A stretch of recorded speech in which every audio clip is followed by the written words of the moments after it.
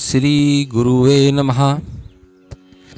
हम श्री एम के आध्यात्मिक जीवन का जो है आनंद ले रहे हैं। तो आज हम इसमें बात करेंगे कि श्री एम को अपने गुरुजी से भेंट किस प्रकार हुई। तो चलिए प्रारंभ करते हैं। जैसलमेर में श्री गुरु बाबा जी से भेंट। यह कहानी राजस्थान के रेगिस्तानी इलाके जैसलमेर के पास मेरे जन्म की है। उस समय न तो जैसलमेर नाम था और न ही जैसलमेर का किला था। वृंदावन में भगवान कृष्ण के कहे अनुसार मेरा जन्म यहाँ भाटी राजपूत वंश में हुआ। अगर कुछ मित्रों ने पुरानी कथा ना सुनी हो तो वो कृष्ण एक जो पुरानी हमारी वीडियो है उसे देख सकते हैं। उसमें श्री एम एक लड़की के रूप में पैदा हुए थे। ये उससे आगे की कथा है। ये भाटी राजपूत स्वयं को श्री कृष्ण के यदुवंशज मानते हैं, अतः ये चंद्रवंशी साम्राज्य के हुए। मेरे जीवन में यहाँ से एक महत्वपूर्ण मोड़ आया। श्री कृष्ण के कहे अनुसार यहीं पर बहुत पहुँचे हुए सिद्ध श्री बाबा जी मेरे जीवन में आए। श्री गुरु बाबा जी से मेरी पहली भेंट थी। यहाँ पर अपनी जन्म की कथा मैं शुरुआत से बताता हूँ। राजस्थान के थार इलाके के पुराने शासक भाटी राजपूत थे। वे स्वयं को श्री कृष्ण के वंशज मानते थे। 9वीं सदी में मेरा जन्म भाटी कुल के महान योद्धा रावल देवराज के रूप में हुआ। मैं एक अत्यंत कुशल धनुर्धर, गजब का घुड़सवार और निर्भीक योद्धा था। अतः पड़ोसी राज्यों पर हमले करके मैंने अपने राज्य का खूब विस्तार किया था, पर कुछ बहुत ही बढ़िया चल रहा था। मुझे उस रेगिस्तानी इलाके का सबसे महान योद्धा माना जाता था। सीमा पार के पठान शासक भी देवराज से डरते थे। पड़ोसी राज्य के एक शासक कर्ण की पुत्री बहुत ही सुंदर थी। कर्णी नामक उस राजकुमारी से मुझे प्रेम हो गया था। एक बार उसके पिता ने मुझे अपने शिविर में बुलवाया। वे मुझसे समझौता करके एक प्रतिद्वंदी राजा पर चढ़ाई करना चाहते थे। कर्णी ने हमारा भोजन परोसा और वहीं पहली बार मैंने उसे देखा। एक ही नज़र में मुझे उससे प्रेम हो गया। कुछ दिनों बाद किसी संकट की परवाह किए बिना मैं उसके पिता के इलाके में घुस गया। उस रात दबे पांव उसके तंबू में घुसकर मैंने उसे जगाया। चांदनी रात थी। वह भी बेधड़क बाहर निकल आई और हम एक दूसरे को खड़े निहारते रहे। उसी समय व्यर्थ समय गवाए बिना मैंने उससे अपने हृदय की बात कह दी। वह यह सुनकर हंसती हुई अपने तंबू की ओर दौड़ गई। मेरे पिता से बात कर लीजिए, मुझे भी आपसे एक ही नज़र में प्रेम हो गया था। अब आइए, कहीं मेरे पिता के पहरेदार आपको देख न ले। अगली ही मुलाकात में मैंने राजा कर्ण से कह दिया कि मुझे उनकी पुत्री से प्रेम हो गया है। उन्हें इस संबंध में कोई आपत्ति नहीं थी, परंतु वे चाहते थे कि मेरा परिवार इस विषय में उनसे बात करे। चूँकि मेरे परिवार को भी इस गठबंधन से कोई द्वार नहीं था, अतः दोनों परिवार मिले और उन्होंने इस विवाह के लिए अपनी अपनी सहमति दे दी।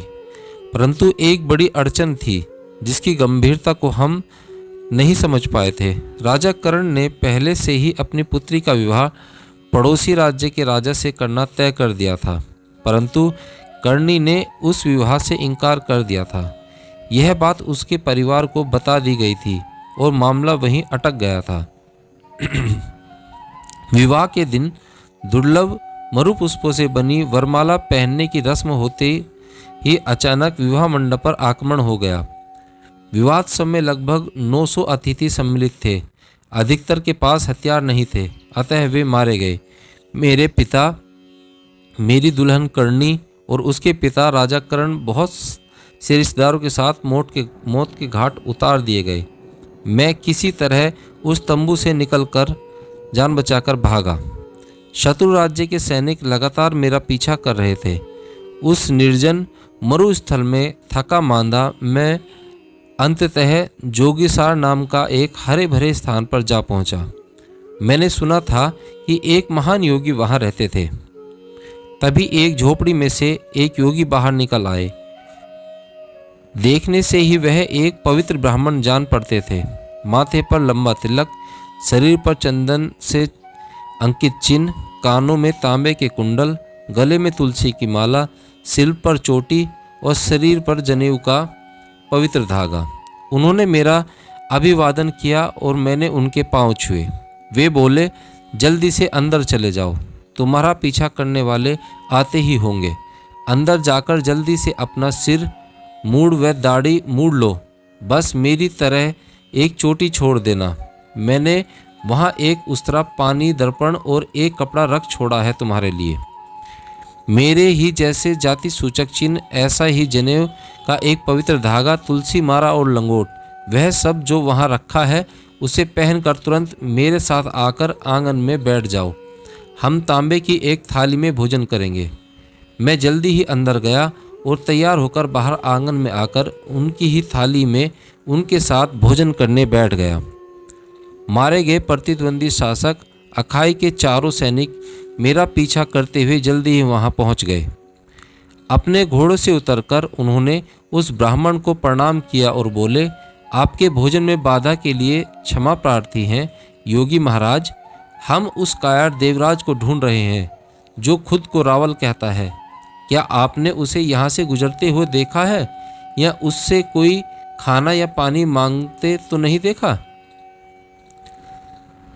जहाँ तक मुझे ध्यान है, मैंने और मेरे शिष्य ने पिछले 2 दिनों में किसी को भी यहाँ से गुजरते नहीं देखा।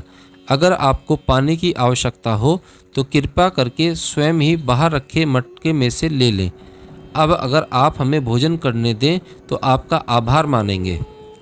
तलवारों की आवाज़ें व घोड़ों की हिनहिनाहट हमारी आध्यात्मिक साधना में विघ्न डालती है। हमें कोई मिला तो हम आपको प्रधान को सूचित कर देंगे। आप जब भी उनसे मिले उन्हें हमारा आशीर्वाद दीजिएगा। नमो नारायण। मटके में से पानी पीकर वे उस ब्राह्मण का धन्यवाद कर अपने घोड़े दौड़ाते चले गए। उनके जाने के बाद वे मेरी ओर मुड़े और बोले, भोजन के बाद कुछ देर आराम कर लो। हमें एक ही थाली में खाते देखकर उन्हें विश्वास हो गया कि तुम मेरे ही ब्राह्मण शिष्य हो और थोड़ा जादू तो करना ही पड़ा। मैं वही सिद्ध हूँ जिसे पिछले किसी जन्म में श्री कृष्ण ने तुम्हारे पास भेजने का वचन दिया था। तब तुम एक ऋषि पुत्री थे। तुम्हें तो याद नहीं होगा, मैं ही श्री गुरु कहलाता हूँ। बहुत ही आध्यात्मिक जिज्ञासु मुझे बाबा जी कहते हैं। मैं पूरे 1 युग तक इस पृथ्वी पर सत्य की खोज में जुटे आध्यात्मिक जिज्ञासुओं का मार्गदर्शन करने के लिए रहूँगा। आगे की बातें फिर कभी होंगी। अब आराम करो। थका मांदा तो मैं था ही, सो फौरन उस कुटिया में नींद आ गई। अब मेरी नींद खुली तो शाम हो गई थी, सूर्यास्त होने वाला था। बाहर आकर मैंने देखा कि श्री गुरु डूबते हुए सूर्य को एकटक देख रहे थे और कुछ बुदबुदा रहे थे। मैं चुपचाप जाकर उनके पास बैठ गया। उनके हाथ में उनके साथ मैंने 1 सप्ताह बिताया, जिसमें उन्होंने मुझे कुछ योगिक क्रियाओं की दीक्षा दी।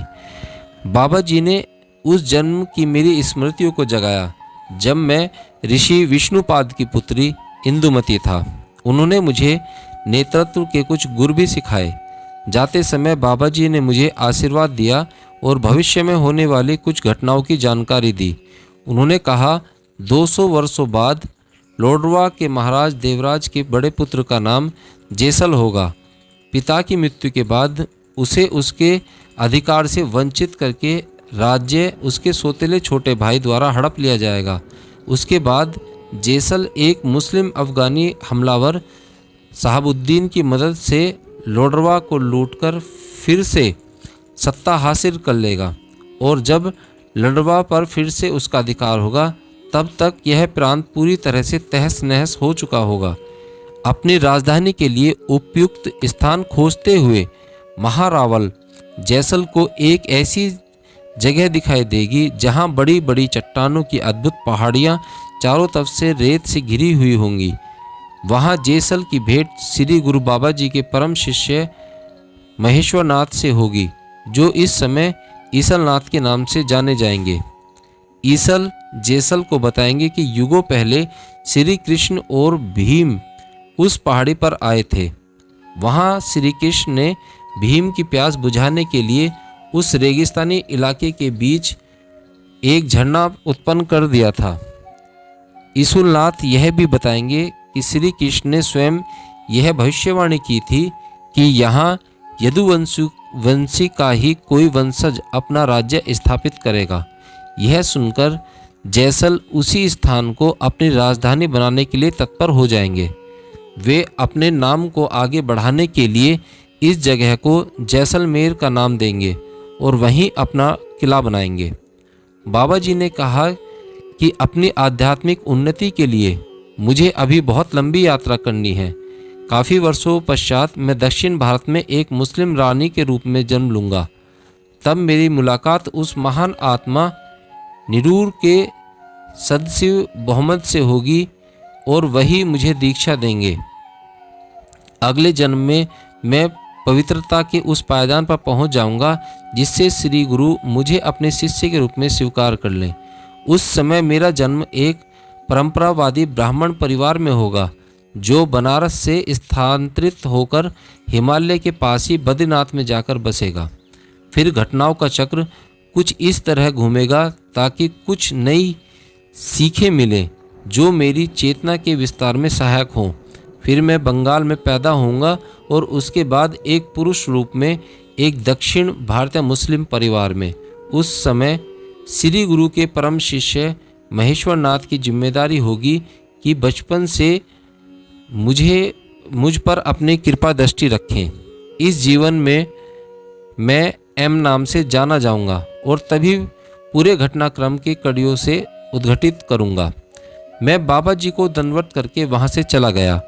नाथ संप्रदाय के एक खाली आश्रम को अपना गुप्त स्थान बनाकर मैंने जल्दी ही लोगों को एकत्रित करके एक दुर्जय सेना खड़ी कर ली। एक के बाद एक आसपास के कबीलों को पराजित करके मैंने अपने राज्य में मिला लिया और कुछ ही समय के लिए डेरावर को ही अपनी राजधानी बना लिया।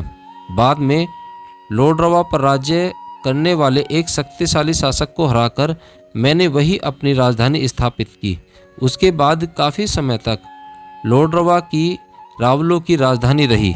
एक लंबे जीवन के बाद बुढ़ापे में मेरी मृत्यु हुई। तब तक मैं पूरी तरह स्वस्थ था। मेरी योगिक साधनाओं ने मेरा पूरा साथ दिया। घुड़सवारी के दौरान एक दिन मैं अपने घोड़े से गिर पड़ा और मेरी गर्दन टूट गई। उस चोट से मैं उबर नहीं पाया और अंत समय में मैंने श्री गुरु बाबा जी के चरणों में समर्पण कर दिया।